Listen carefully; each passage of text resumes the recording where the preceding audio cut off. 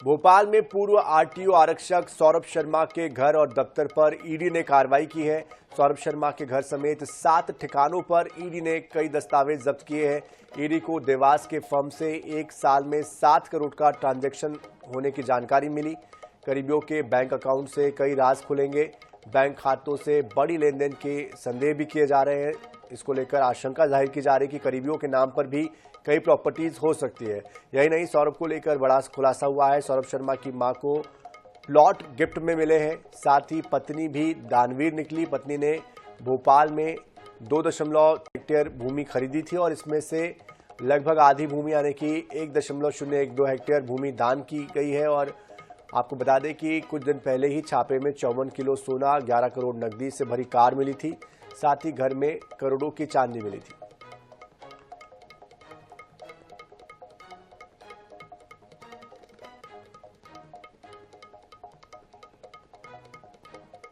तो वहीं भोपाल सहित पूरे देश में इन दिनों परिवहन विभाग के पूर्व आरक्षक सौरभ शर्मा के लोकायुक्त छापेमार कार्रवाई को लेकर सुर्खियां बनी हुई हैं। 19 दिसंबर के दिन सुबह जब लोकायुक्त की टीम ने सौरभ शर्मा के घर पर छापा मारा तो उसी दौरान घर से महज 50 मीटर की दूरी से एक कार को जाते हुए देखा गया था, जिसका फुटेज सीसीटीवी में रिकॉर्ड हो गया है। ये वही कार थी जिसमें करीब 52 किलो सोना और लगभग 11 करोड़ रुपए मिले थे। अब सवाल ये उठ रहे हैं कि क्या लोकायुक्त को इस गाड़ी के बारे में कोई जानकारी नहीं थी या जानकारी को हल्के में लिया गया था। केयर टेकर गोपी ने अपने बयान में ये बताया कि छापे के 3 दिन पहले यानी कि 16 दिसंबर को सौरभ शर्मा मुंबई के लिए रवाना हुआ था। इधर सौरभ शर्मा की मां उमा शर्मा का कहना है कि सौरभ कहाँ है इसके बारे में उनको कोई जानकारी नहीं है। वही कार और 52 किलो सोना किसका है ये भी वो नहीं जानती, ये उन्होंने बताया।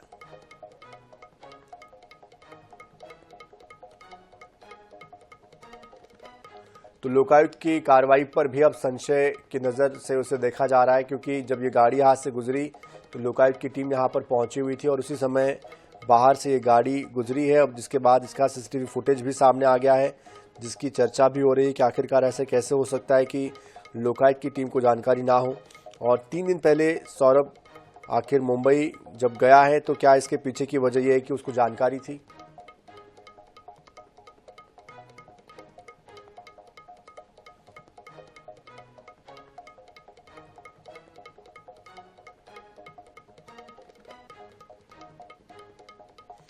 तो गाड़ी को लेकर सवाल खड़े हो रहे हैं और इसको लेकर अब आगे किस तरह से जांच बढ़ती है ये भी देखना होगा।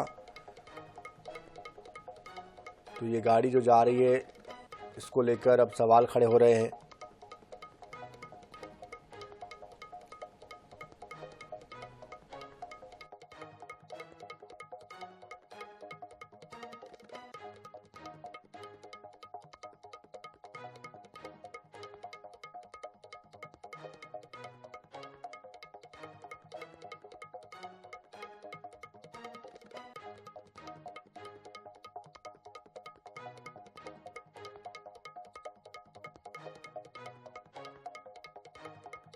से ये गाड़ी निकली है, ये गाड़ी वही बताई जा रही है जिसमें सोना और पैसे मिले थे।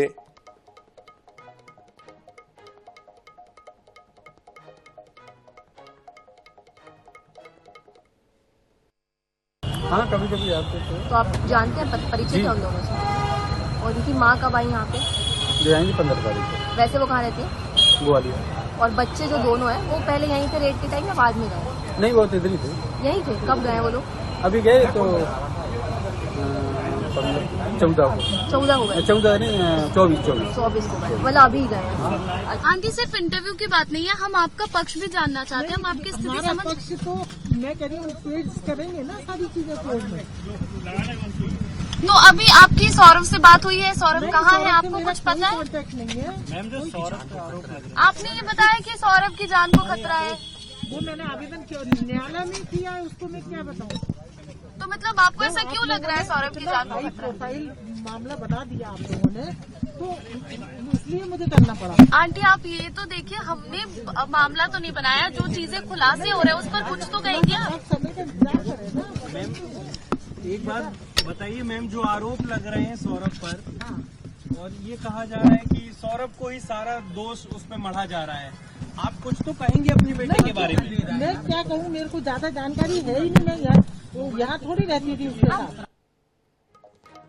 तो एक्सक्लूसिव तस्वीरें आपको दिखा रहे हैं और सौरभ की मां आईएनएस से उन्होंने ये बातचीत में बातें कही है और कहा है कि उन्हें जानकारी नहीं कि उनका बेटा कहाँ है, गाड़ी में पैसे कहाँ से आए, गाड़ी किसकी थी, कोई भी जानकारी नहीं है। हालांकि उन्होंने न्यायालय में जमानत के लिए आवेदन देने की बात जरूर कही है।